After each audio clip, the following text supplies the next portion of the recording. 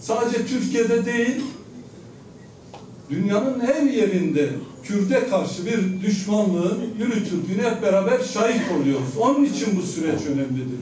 Vahşi ve ince politikaların karşısında daha örgütlü, daha güçlü, daha birlikte hareket etmeleri ve mücadele etmeleri bu dönemin en büyük sorumluluklarından birisidir.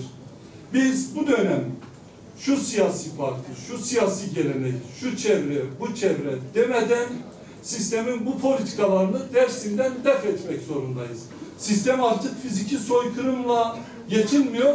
Şimdi hem doğa olarak hem kültürel olarak da Dersim'de bir soykırım uygulamaya çalışıyor. Sadece doğasıyla değil, Dersim'in kültürüyle de uğraşıyorlar. Siz de biliyorsunuz, burada demokratik yerel yönetimler, belediyecilik anlayışımızı da uyguladığımız dönemler oldu.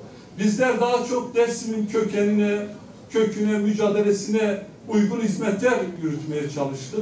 Bizim için sembol olan, değerli olan değerlerimizin isimlerini kentlere, caddelere verdik. Kadının yaşama, siyasete, ekonomiye katılması için birçok proje yürüttük. Yine Dersim halkının onurlu mücadelesine uygun çalışmalar yürütmeye çalıştık. Kayyum atadılar. Kayyumun Dersim'i ne hale getirdiğini gördük. Şunu belirtmek istiyorum. Dersim halkı bir kez daha bizim demokratik yerel yönetimler anlayışımızla buluşması gerektiğini belirtmek istiyorum. Dersim'in buna ihtiyacı var. Onların devlet kapıları bize açık olabilir ama dağlarımız bize açık, tarlalarımız açık, ormanlarımız açık. Dersim, Munzur, Çayı iş yapmamız için açıktır. Göçme yerine, intihar etme yerine, umutsuzluk yerine kendi toprağımızda, coğrafyamızda bir parça ekmekle de olsa, bir avuç suyla da olsa kalacağız, sahip çıkacağız. Ben inanıyorum ki Dersim'de hiçbir dönem olmadığı kadar demokratik bir zeminde, demokratik bir ortamda çok iyi sonuçlar alacağız. Ama bu sonuçları almak için bir şey yapmak lazım. Önce ona karar verelim. Önce neye karar vereceğiz? Bir, inanacağız. İki, inandığımız şeyi harekete geçirmek için işte adaylarımıza, partimize, kurumlarımıza sahip çıkacağız. Biz il örgütümüzü yalnız bıraktığımız müddetçe sistem yönelir.